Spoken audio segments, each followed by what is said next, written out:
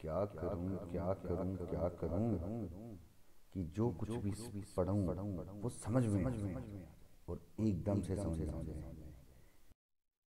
समझ में नहीं आता। क्या करूं? बिल्कुल भी समझ में नहीं आता। किस तरह से पढूं?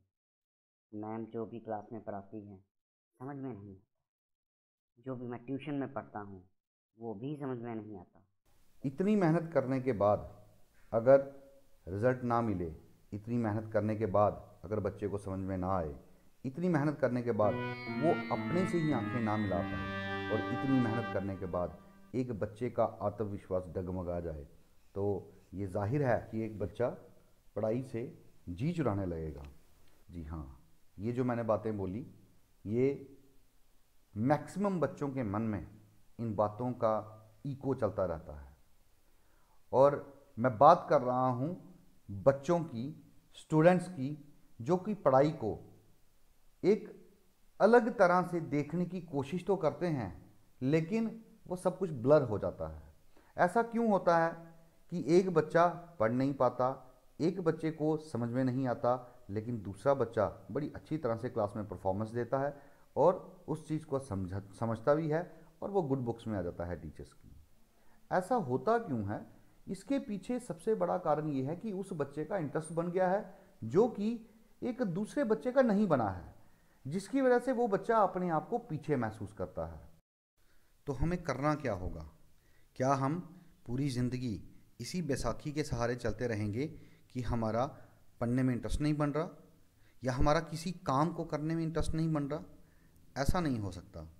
हमें अपने आप को चेंज करना होगा, क्योंकि अगर दुनिया से हमें compete करना है और कुछ अपने आप को कर दिखाना है, तो हमें कुछ ऐसा करना पड़ेगा और कुछ ऐसी चीज़ों के बारे में जानना ही पड़ेगा जो चीज़ें हमारे लिए बहुत अच्छी साबित हो सकती हैं। तो आज हम जानेंगे एक ऐसे छलिए के बारे में जो आपके साथ है, जो आपके पास है, जो आपकी गोद में बैठ के आपको हास्य का पात्र बनाता है, आपको हमेशा पीछे धकेलता है और आपको हमेशा असफलता की ओर लेने का प्रयास करता है।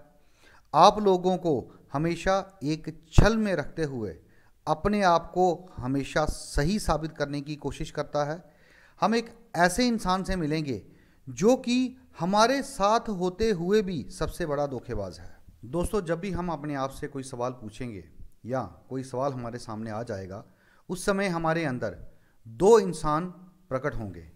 और ये दो लोग कौन हैं? एक तो वो है जो आपके पेरेंट्स, आपके टीचर्स द्वारा नर्चर किया गया है और उसको थोड़ा बहुत पता है, थोड़ी बहुत समझ है। लेकिन दूसरा कौन है? दूसरा वो है जो आपकी गोद में बैठ के प्रेजेंट का मज़ा, प्रेजेंट का स्वाद चखने के लिए हमेशा तत्पर रहता है, और वो है आपका मिस्टर आई। जी हाँ दोस्तों, मिस्टर आई। और ये आपका मिस्टर आई आपको उन चीज़ों में व्यस्त रखता है जिन चीज़ों में प्रेजेंट के टाइम पे इसको मज़ा आता है। आइए इसको इस तरह से समझते हैं। सबको पता है कि सुबह जल्दी उठना चाहिए। बहुत सारे बच्चे सुबह जल्दी उठ के रनिंग के लिए जाते हैं, जॉगिंग के लिए जाते हैं, एक्सरसाइज करते हैं। तो इसी तरह से हम भी अगर अलार्म लगाते हैं तो अलार्म जैसे ही बजता है तो हमारी करवट लेने से पहले ये जो मिस्टर आई है, ये करवट लेके बेड के साथ में खड़ा हो जाता है और फिर ये चीख के, चिल्ला के, ज़ोर ज़ोर से चीखे मार के हमें ये बताता है कि बाहर क्या है, बाहर बहुत ज़्यादा ठंड है। क्या करना है उठ के? कल उठेंगे, कल से उठेंगे, आज रहने देते हैं, कल से उठेंगे। अब उस चंद सेकंड्स की दौड़ में ये आपके सामने एक्सक्यूज़ के इतने बड़े पहाड़ खड़ा कर देगा कि आपको इसके सामने घुटने टेकने ही पड़ेंगे।